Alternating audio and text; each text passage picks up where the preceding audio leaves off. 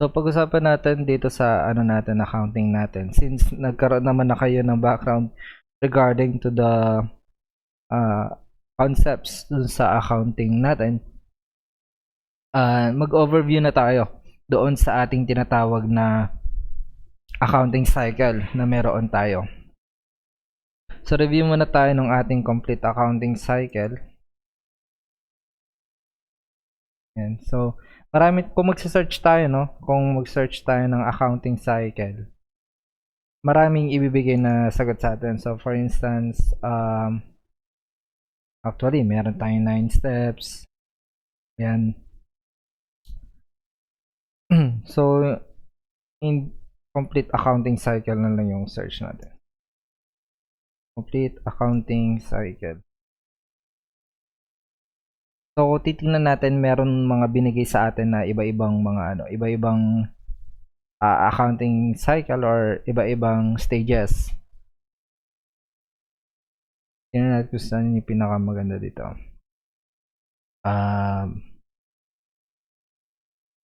Okay.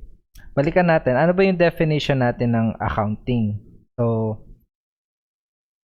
doon tayo sa balikan natin yung binigay kong materials when it comes to accounting.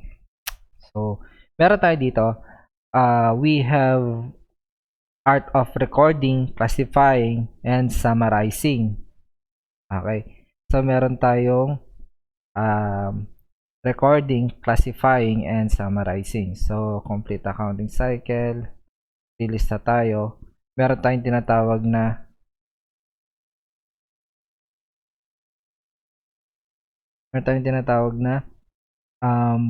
recording. Ano pa? Meron tayong classifying, summarizing. So, classifying, summarizing. And then, meron din tayong tinatawag na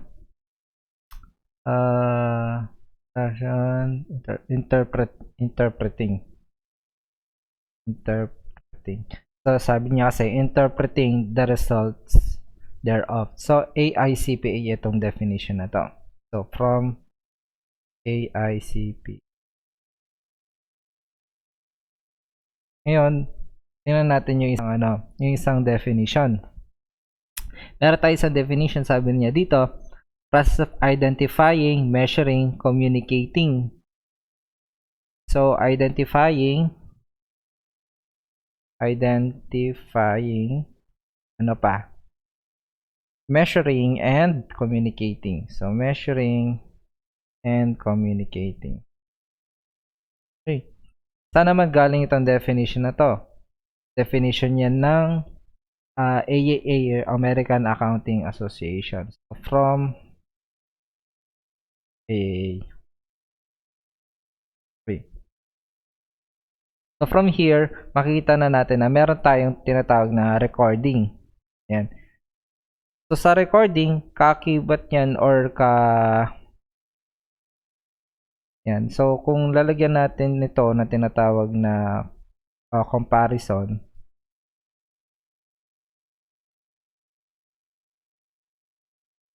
parang ganito niyan yan. So, sa recording, tayo kasi ang ginagawa natin, we identify. So, we identify yung alin dyan yung accountable at alin dyan yung hindi. So, na-review na natin yan sa theories natin na meron tayong tinatawag na accountable transactions at meron tayong mga non-accountable transactions. Sila yung mga walang financial in nature or hindi sila measured into monetary terms. Tapos, nire-record natin sila. Then, after natin nire-record, kina-classify natin sila. So, ganito yan pala. So, kapag na-identify na natin, mini-measure din natin, tapos tsaka natin nire-record. Okay? So, ganito yun natin. So, ito is din natin dito. Yan. So, ito yung ating accounting cycle. We identify, then we measure them. Tapos, doon natin nire-record, kina-classify. Then afterwards, pag naka-record na yan at na-classify na natin, sinasummarize na natin yan. Anong meron doon sa summarizing? Andyan na yung pwede na natin siyang i-communicate or i-interpret. So, ulitin natin, no? Una, we identify. So, bigyan natin ng blue. Ito na lang. So, after natin i-identify, mini-measure natin. So, pag mineasure natin, nire-record natin sila. Okay? So, mare-record mo lang yan kapag na-classify mo. Tapos, afterwards, yung classifying and summarizing, ito, magkasama rin yan. Tapos, last yung communicating and interpreting.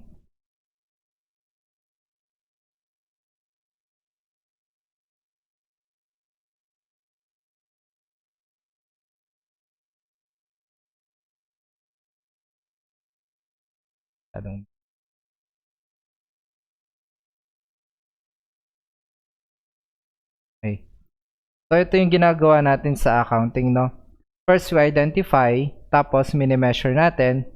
Pag alam na natin yung measurement nila, doon natin siya nire-record. Then, after recording, kina-classify natin by account. So, kina-classify natin, ano account ba to? For movement ba ng cash, ganyan-ganyan. So, as we go along, doon natin mas makikilala yung mga accounts na meron tayo. And then, after natin ma-classify, pinupunta na natin yung summarizing. So, ano meron sa summarizing? Ito na, kinukuha na natin yung mga ending balances ng ating account. And then, we communicate or interpret the results thereof. Okay? So, from identifying, ayan na yung mga pinag-usapan natin na concepts. Yan yung mga kinwis ninyo sa akin, yung mga in-exam ninyo recently lang. So, lahat ng theories na yun, lahat yun identifying.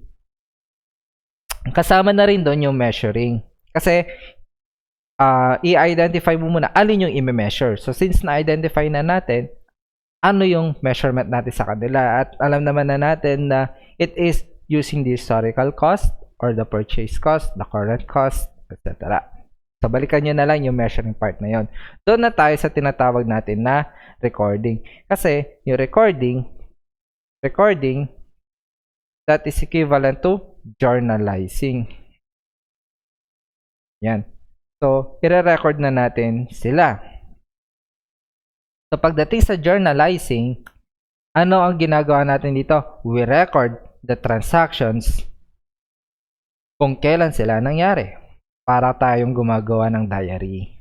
So, kung ano may nangyari nung araw na yon, kung anong transaction, sinusulat natin yan. Gino-journal natin sila. So, saan natin sinusulat yung mga journal entries natin? Sinusulat natin, or yung journal natin, ang journal entries sa journal entries. Okay? Saan yan nakasulat? Sa journal entries. Ito yung books of original entry. So, kung titingnan niyo yan doon sa ano natin, doon sa definition na binigay natin, or doon sa definition na binigay ko sa inyo, yung summary, ang tawag natin sa journal entry ay books of original entry. Book of original entry. Bakit? Kasi dito, ginagamit natin ang journal entries para ma-record natin yung transaction. Regardless of different combination ng entries yung mga yan. So, maliban dyan, kailangan din natin maintindihan na ang journal entries na meron tayo, maliban sa book of original entry yung mga yan, ginagamitan natin yan ng double entry system of bookkeeping. Meaning, ang double entry system of bookkeeping, ano tawag natin dyan? Yan yung ginagamitan natin ng debit or credit. So, pag sinabing debit or credit, ibig sabihin, meron tayong tinatawag na movement ng asset, ng liabilities, ng equity, ng income, or ng expenses. Okay, clear tayo doon? So, since double entry system of bookkeeping, debit or credit, kailangan din alam natin yung tinatawag na normal balances of an account. Normal balances of an account. So, ano ibig sabihin ng normal balances of an account? Pag sinabing normal balances of an account, ibig sabihin, diyan nag-i-increase yung account natin or yung amount. If sinabi natin na normal balance, ibig sabihin, ito yung where the account increases. It increases the account. So, kapag normal balance na sinabi, kapag sabing normal balance, ibig sabihin, doon nag-i-increase yung account. Okay, so far, naiintindihan naman, wala namang tanong? Question, wala naman?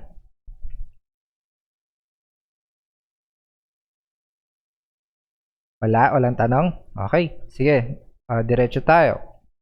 Ngayon, para maintindihan natin itong tinatawag na double entry system natin, so pupunta tayo doon sa talagang journal entries natin. So again, ano ba ang tinatawag natin na accounting equation? So meron tayong tinatawag na accounting equation. So, ang accounting equation natin is asset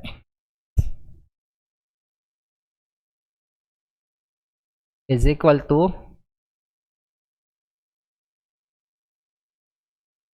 liabilities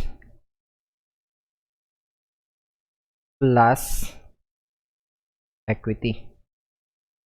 So, ito yung lagi nyo tatandaan sa accounting equation natin. Ito, never dapat nating makakalimutan. Ito ang tinatawag natin na accounting equation. So, yan yung accounting equation natin. So, anong accounting equation natin? Asset is equal to liabilities plus equity. Accounting equation. Okay. So far, walang tanong? Wala? Yeah. Kung wala, tuloy pa rin natin yung ating discussion. Okay. So, yan yung accounting equation. Ito yung lagi nating tatandaan. Ito yung lagi nating kino-consider or minememorize, no? Ang accounting equation natin. Hindi pwedeng makakalimutan ninyo ito. Ang accounting equation, asset is equal to liabilities plus equity. So, dito, meron tayong pattern pag pinag-aaralan natin itong accounting equation. Di ba meron tayong tinatawag na debit and credit? Kasi meron tayong tinatawag na double entry system of bookkeeping. So, meron tayong debit at meron tayong credit. Okay. Dito, hahatiin natin yung ating accounting equation. Hahatiin natin yan sa isang yan, masyadong dark. Ayan.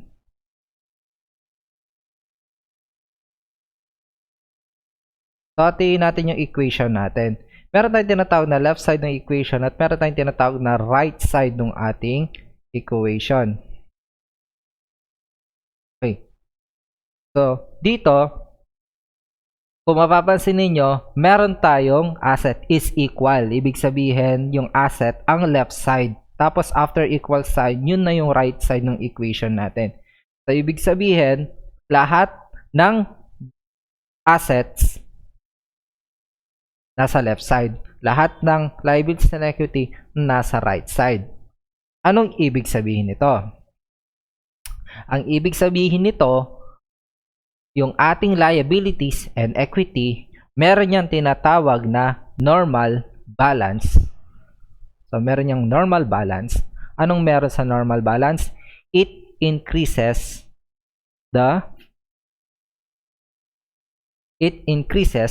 account. So, ibig sabihin, excuse me, kapag mag-i-increase tayo ng liabilities or ng equity, tatanungin natin, what is the normal balance of liabilities and equity? So, ang sagot, credit. Again, kapag meron tayong liabilities or equity, ano ang ating tinatawag na normal balance? Ang normal balance natin ay credit. Anong ibig sabihin nun? Kapag normal balance, doon nag-i-increase. So, ngayon yung asset nasa left side. It is debit. Ang normal balance ng asset natin ay debit, nasa left side. Ano ibig sabihin nun? Nag-i-increase yung asset using debit.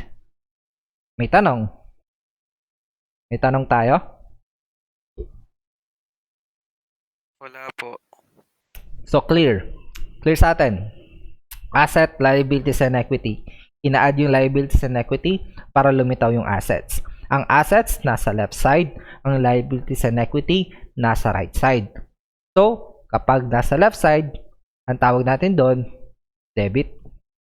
Kapag nasa right side, yun ay credit. At ibig sabihin, kapag nandoon sila, yun ang normal balance. So, ano ibig sabihin ng normal balance? That is the increase of an account. Kapag hindi siya normal balance, nasa kabila, it decreases the account. Okay.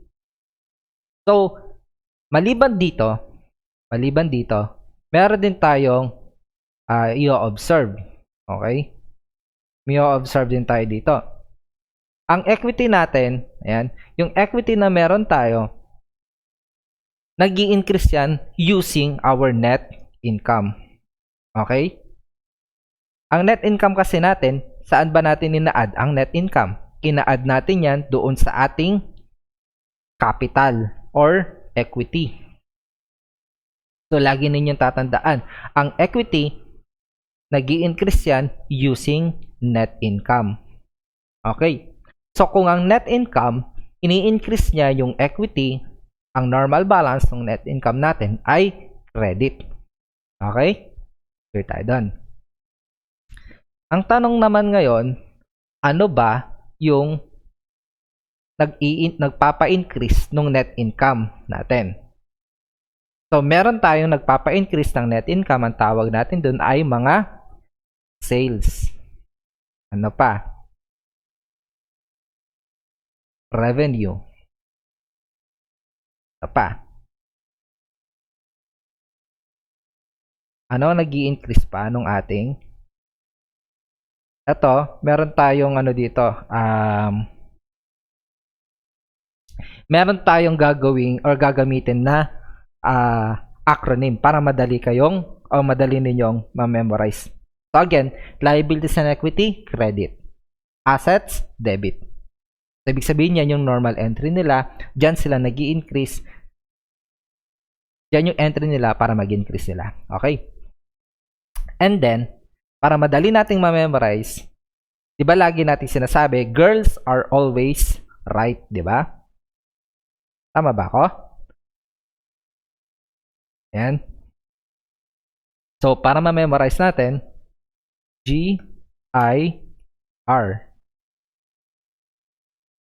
So, ano pa ba? L, tsaka S. Yan. So, ewan ko kung makakatulong sa inyo ito. Yan. So, para ma-memorize din natin, ito yung other side ng ating pwede ba natin i-ano to, merge na lang natin. Yan. So, ilagay natin sa center. Yan. So, I, R, L, S. Okay. So, girls are always right. Anong ibig sabihin ng girls? Meron tayong gains. Tapos, meron tayong income. Yan. Meron tayong revenue. Meron tayong liabilities. At meron tayong tinatawag na share. Or yan yung tinatawag natin na capital.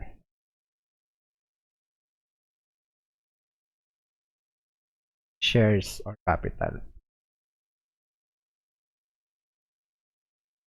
Yan, para madali nyong ma-memorize. Okay? So, yan yun. Girls are always right. So, ibig sabihin, meron siyang gains, income, ano yung mga income, interest income, or lahat ng income, revenue, liabilities, shares, and capital. So, lahat ng hindi mo makikita dito, pupunta sila sa asset. So, ibig sabihin, dito yung mga expenses. Tama na natin expenses dyan, no? Yan. So, dito makikita natin ang expenses.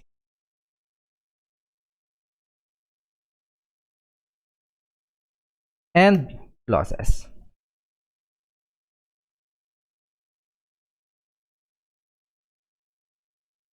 Yan. Okay. So, yan lang natin titingnan yung accounting equation natin. Ang accounting equation natin, assets, liabilities, and equity. So, net income, pupunta siya dyan. So, kung net income ay nandito, ayan. Kung net income yan, ano yung kabaliktaran yan? Net loss. Ang net loss natin ay debit kasi dinidecrease niya yung ayan. So, mamaya makikita din natin yung increase, decrease, etc. etc. Okay. So, para ma-satisfy tayo.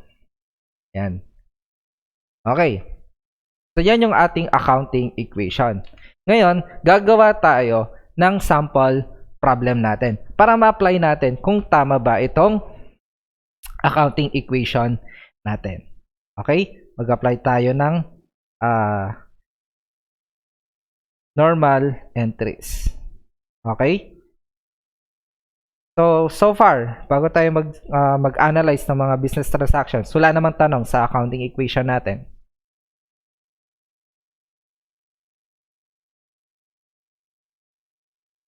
Wala po. Okay, so kung wala, sabihin, madali na lang sa inyo to. Okay, transaction tayo. Mr. A, yari si Mr. A, invested cash in the business worth, sabihin na natin, 120,000 pesos. Ngayon ang tanong, ano yung ating journal entry dyan? So, yung journal entry natin is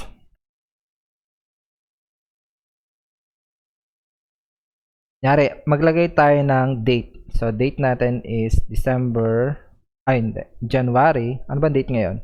February 23. February 23. Yan. So, February 23 daw, nag-invest si Mr. A. So, syempre, lagi nating gagawin, meron tayong tinatawag na date. So, sa date, yan. So, date, lalagay natin yung month. So, ano yan? February. February, ano? So, February.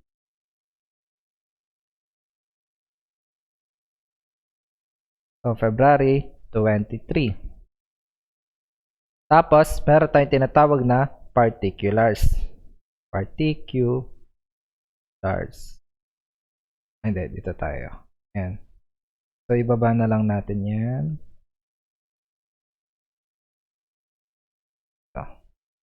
Okay. So, i-dark na lang natin.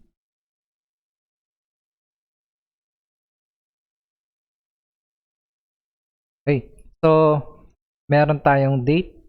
So, yung date natin, ganyan. Lagay na lang natin dito, date.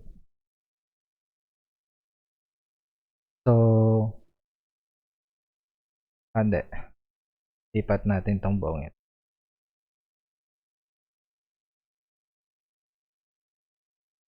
Okay. Ganyan. Then, dito natin. Okay. So, date natin is February 23. Nag-invest daw si Mr. A ng cash. Ngayon, kapag gumagawa kasi tayo ng ating tinatawag na journal entries, yan. Okay. So, meron tayong maliit na column doon.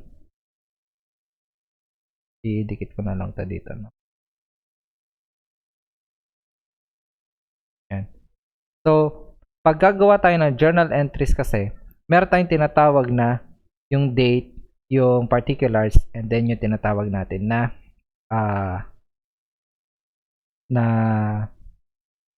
entry natin. So, ayusin natin para di na kayo nalilito. So, February 23.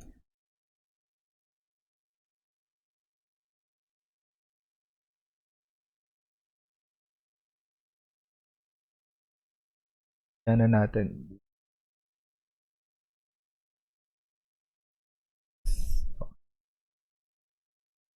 Yan. So, February 23 daw, nag-invest daw si Mr. A ng ganitong cash. Yan. So, gawin natin lahat yan. So, lagyan natin ng date.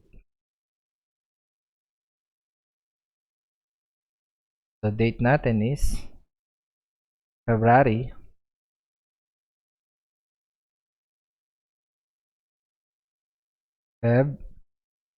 23.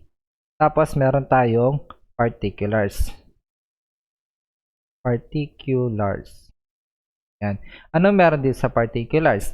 Ito na yung ginagamitan natin na tinatawag na account title. So, ang tanong, ano yung pumasok sa business? That is cash. Okay? So, meron tayong cash. So, itapat natin doon sa date, February 23. So, meron tayong cash. Anong gagawin natin? Ano nang kaya ilagay? And dito na lang yung date.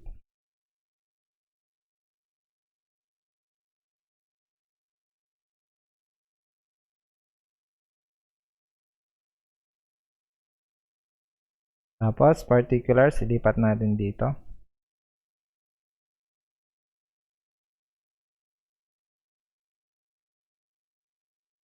Yung cash, lalagay natin dito. Okay. Yan. Tapos, idikit na lang natin ito dito.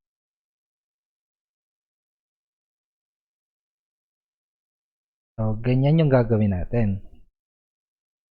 Okay? So, meron tayong ganyan na entries.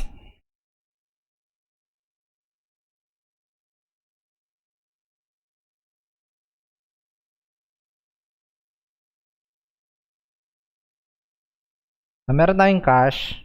Tapos, ano yung dumagdag sa business? Ito ba investment ni Mr. A? Yes or no? Yes. So, if that is the investment of Mr. A, yan ba ay asset? Yan ba ay liabilities? Or yan ba ay equity?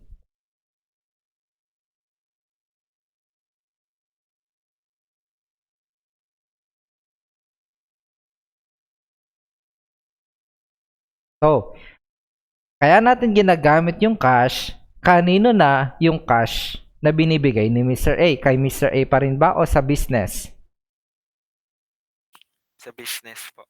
If sa business na yung cash, ibig sabihin, that is owned by the business and that is the asset of the business. Kaya nilalagay natin sa debit. Debit yung asset. Kasi asset na yan. At ano ang normal balance ng asset?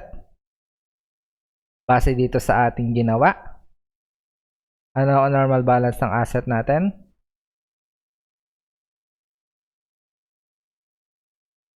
Normal balance ng asset, ano?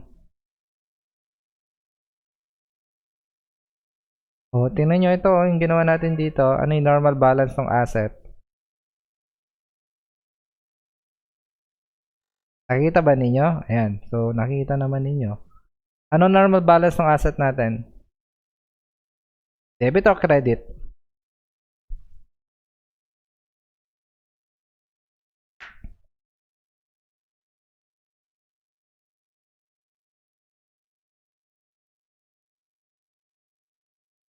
Sagot? Anong sagot? Anong normal balance ng asset? Ibig sabihin doon siya nag-increase. Ang normal balance is debit. So, ibig sabihin yung cash natin mag-i-increase. Cash ba to ni ni owner? Yes, pero ngayon kanino na? Kay business. Kaya cash na siya ni business. Magkano? 120,000. So, 120,000 na yan.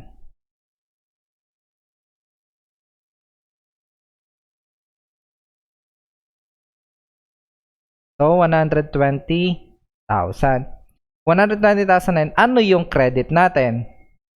So, meron tayong credit. Anong kikredit natin? Mr. A Capital. Bakit? Kasi ito ay investment na or capital ni Mr. A doon sa business. Tanong, anong side or normal entry ng capital account? So, babalik tayo doon sa ano yung acronym natin, girls are always right. So, gains, income, revenue, liabilities, shares, or capital. So, ibig sabihin, normal entry natin ay credit. 120,000. Okay. Next, kunwari, March na. So, March. So, on March, March 1, ano nangyari? Mr. A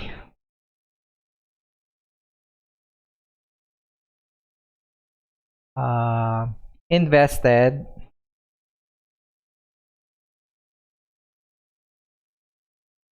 a land worth, sabihin na natin, 1 million pesos. Paano natin i-journal entry yan? So, since merong month, gamitin pa rin natin yung month. Anong month natin? March. Anong date? That is March 1. Okay? So, anong particulars natin? Ano ba ang binigay ni Mr. A?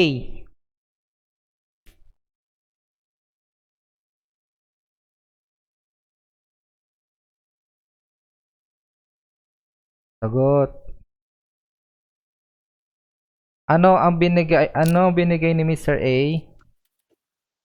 Lupa, sir, land po. Land. So, ang land natin, kanino na? Kay owner ba o sa business na? Sa business po. So, kung sa business na yan, asset na ni business. Ano ang tawag natin sa pagmamay-ari ni business? That is asset. So, ano normal entry nung asset? Debit po. Debit. So, debit tayo ng 1 million pesos. So, ano may kikredit natin? Kung naglagay doon si Mr. A, ano ang tinamaan na account? Nag-invest ba ulit si Mr. A? Opo. So, ibig sabihin, ano ang nag-increase? Maliban sa land. Nag-increase yung kanyang capital or investment. Okay, correct. Pa rin yung pareho. So, Mr. A Capital. So, magkano? Kung magkano yung kanyang nilagay? 100,000. 1 million. So, tanong, dapat ang ating accounting equation ay equal lagi. So, titingnan natin kung equal ba. Doon sa unang entry natin, meron tayong 120,000. Tama ba? So, dito rin, 120,000. Equal ba? Yes. Yung pangalawa, meron tayong 1 million. Tapos meron tayong entry na 1 million. Equal pa rin ba? Yes. So magkano ang total assets natin? 1,120,000. Magkano ngayon yung ating liabilities and equity? Wala naman tayong utang, di ba? Wala rin tayong ginawang operation. So equity lang. Ano lang ang meron?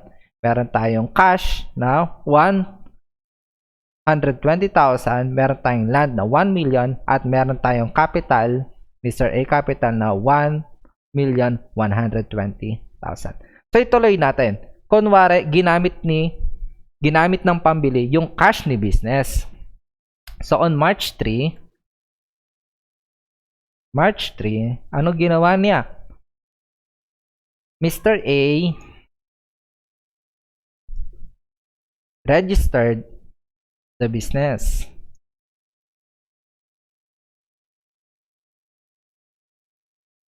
And paid 50,000, paid 5,000 pesos for necessary licenses and documents.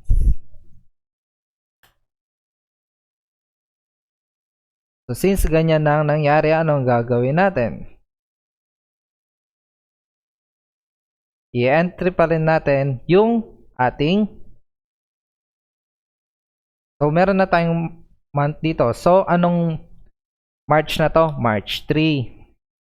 Tapos ano yung magiging entry natin? Nagbayad ba si business o si Mr. A? Sino ang nagbayad? Si Mr. A po. Si Mr. A. So, si Mr. A, sinabi ba na own money niya or ang ginamit is yung sa business?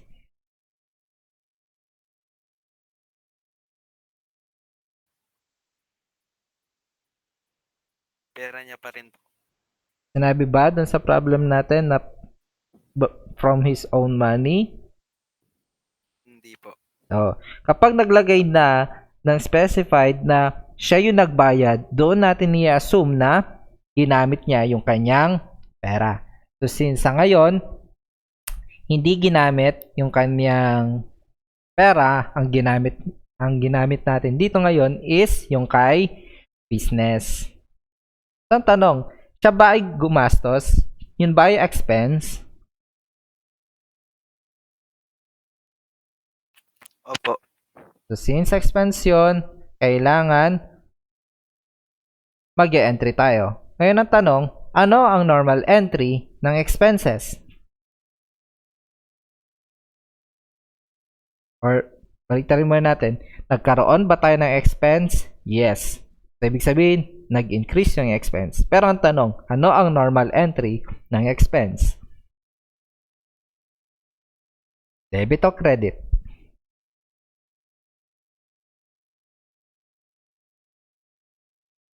Debit. Debit. So, expenses siya. So, hindi mo naman kasi siya makikita sa girls. So, ibig sabihin, hindi siya credit. So, ilalagay mo siya sa debit. So, ano yung debit natin? Taxes and licenses expense. Taxes and licenses expense. Magkano? Magkano ba binayaran niya? 5,000.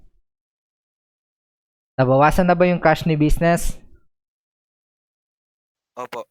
So, ibig sabihin, i-credit natin. Sir, bakit kin-credit natin? Tanong, ano ang normal entry ng cash, debit o credit?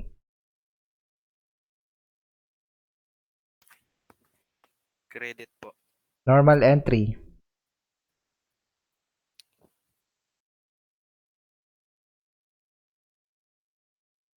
Sige, ulit. Ano ang normal entry ng cash? Credit, sir. Bakit? Nandun po siya sa Girls is Always Right. Yung cash? Saan yung cash dyan? Yung? Dun po sa credit. Saan dito yung Dun sa may cash? girls. O saan dito yung cash? Dun po sa shares and capital. Bakit? Pinabayad ba natin yung share and capital natin?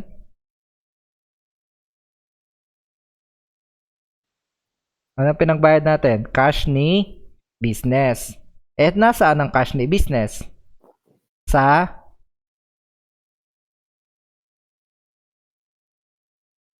Nasaan yung cash ni business? Nasa asset account. At ano ang normal entry ng asset account? Debit. Matatandaan natin, kapag normal entry, doon nag-i-increase yung account.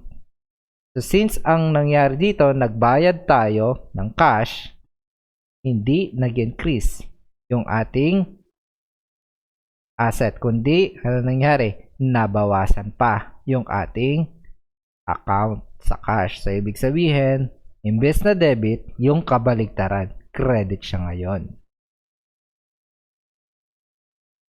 Okay? Licenses. Paano ba ang spelling ng license? License. License. License.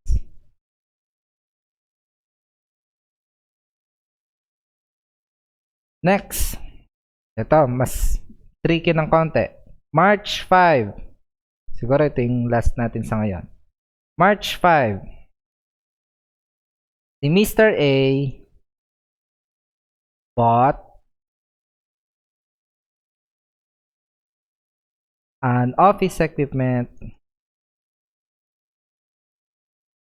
worth 20,000. 5% down payment.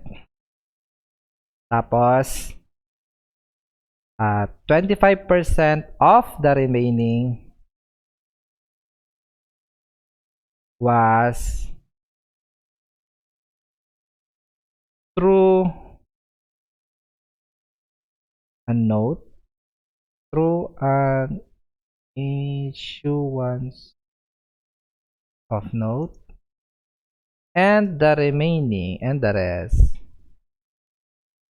an account. So, paano kung ganyan na ang binigay ko? Masasagutan na ba natin? So, sasagutan natin para kapag binigay ko, kayang-kaya ninyong sagutan. So, isa-isahin natin. Ano ba yung binili ni Mr. A noong March 5? Ano yon? Ang tawag natin dyan ay office equipment.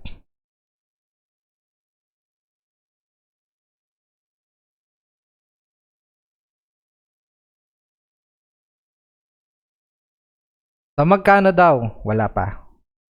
20,000. So, ang tanong, bakit ilalagay natin sa debit yung office equipment? Kasi, ang office equipment ay asset ni business.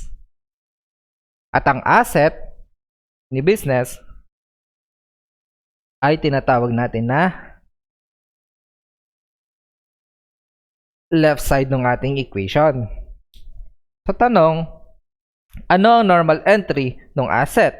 That is debit. Ano ba nangyari sa office equipment na dagdagan or nagkaroon tayo ng office equipment? Ibig sabihin, nag-increase yung asset. So, kung nag-increase yung asset, dapat i-entry natin using debit. Okay? So, that is an asset. Ngayon, ano ang pinangbayad natin sa mga yan? Nagbayad daw ng cash. So, ibig sabihin, nabawasan yung cash ni business. Magkano kaya ang nabawas na cash?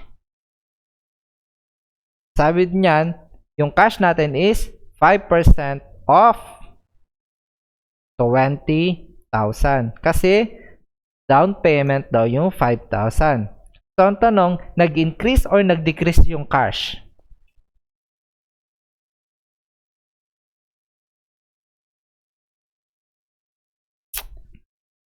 Nag-increase o decrease yung cash? Hello? Nag-increase o nag-decrease?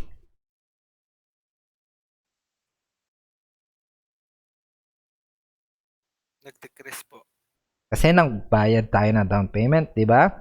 So, kung nag-decrease, sa normal balance ba o hindi?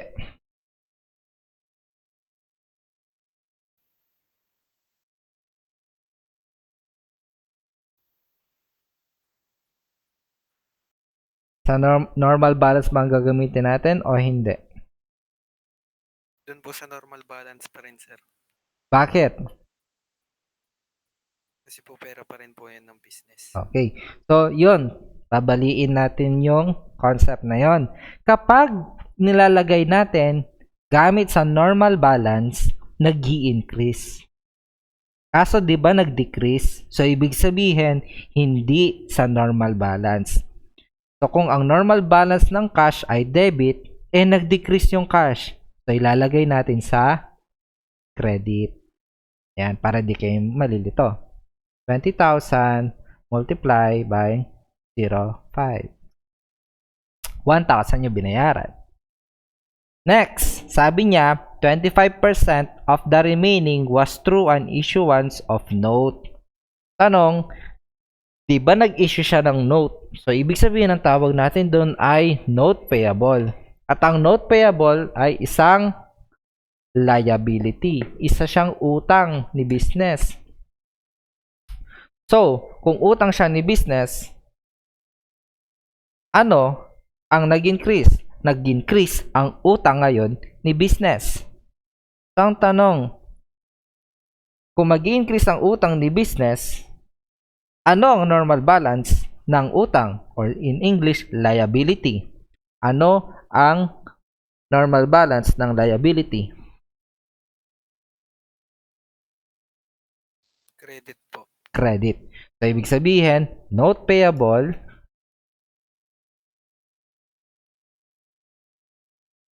magkano? That is 20,000 minus 1,000. So, credit ang note payable. So, magkano yung kikredit natin?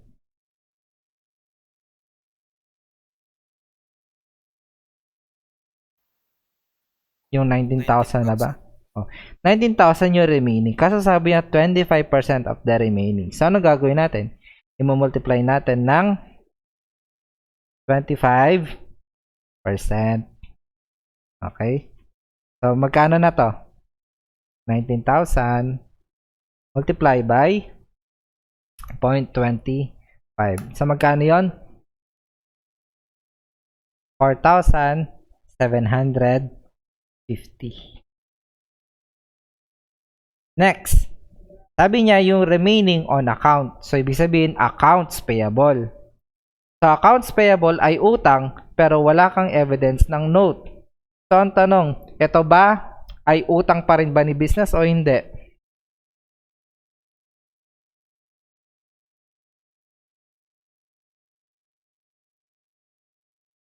Utang pa rin ni business o hindi?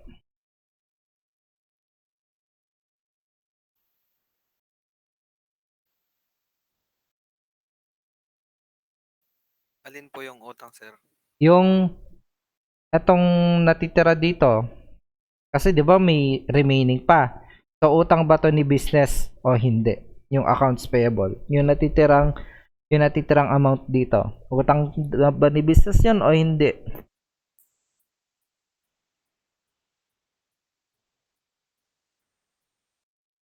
Hindi na po. Bakit? Para kanino ba yung item? Para sa business pa rin, sir. So ibig sabihin, sino ang owner? Si business. So kanino yung utang? Sa business po. Okay, sa business na. So kung sa business na yung utang, ano ang utang? Liability. Ano ang normal balance ng liability? Credit po. Nag-increase ba yung utang? Nabawasan po. Nabawasan ba? May Binaya. dumagdag, sir. O, meron ding utang. So magkano ang utang ni business? So magkano ang utang ni business? Meron pang natitirang 20,000 less. Sabi niya kasi yung remaining. So, meron tayong 14,250. Ngayon, eto. Last natin bago tayo mag-dismiss ngayon. Meron tayo March. Sabihin na natin March 17. Mr. A paid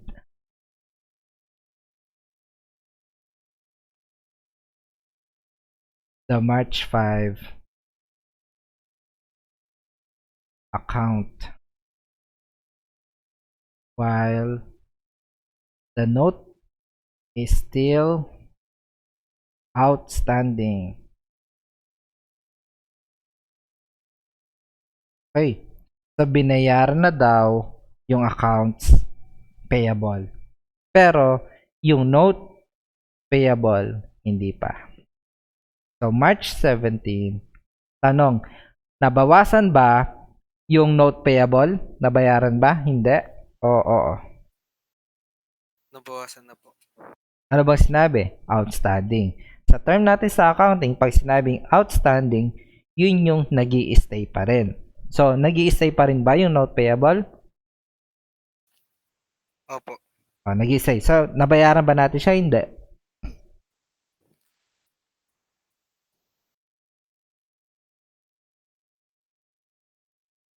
Bayaran natin o hindi?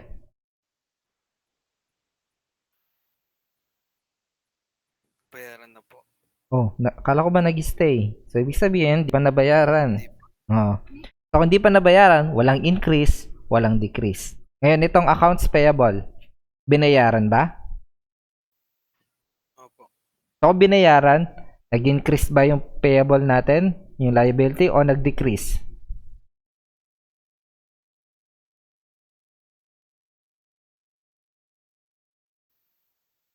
Nag-increase o nag-decrease?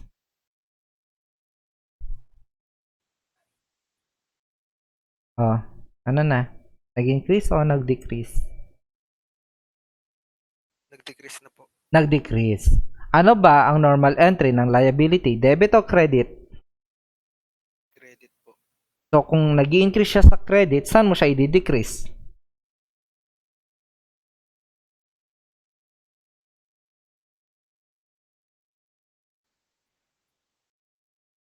Dun po sa asset.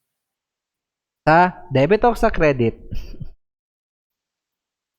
Sa debit. Sa debit. Ayan. So, accounts payable. Debit natin ang accounts payable. Magkano? Yung binayaran daw, 14,250. Tanong, anong pinangbayad? Siyempre, pag babayaran mo yung utang, ano pambabayad mo? Yung pera po ng business. So, cash tayo. I-debit ba natin yung cash o i-credit natin?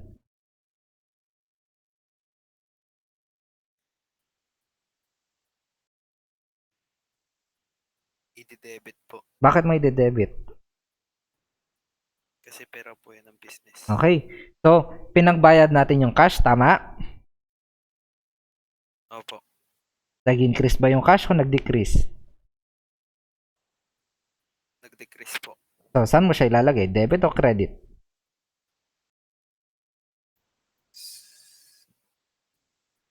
Sa credit, sir. Sa credit. Kasi nga, nabawasan na yung cash. So, magkano? 14,250. Okay? Ganyan siya. Nagets? Nakakalito sa una. Tama? Opo. Okay. So, ganyan lang tayo gumagawa na tinatawag natin na journal entries. Ang tawag natin dito ay journal entries. Book of original entry. Kung ano yung nangyari transaction at kung kailan nangyari, doon natin gino-journal. Okay? So, sa susunod, magta-try pa tayo mag-analyze sa marami pang problems or marami pang possible na transactions para ma-analyze natin agad paano natin gagawan ng entry yung ating business transaction. So, doon muna tayo magtatapos and then meet ulit tayo next meeting sa bukas. Ayan. Tutuloy natin itong journal entries. So, ngayon, dismiss muna tayo and God bless sa inyo. Thank you, sir. Sige.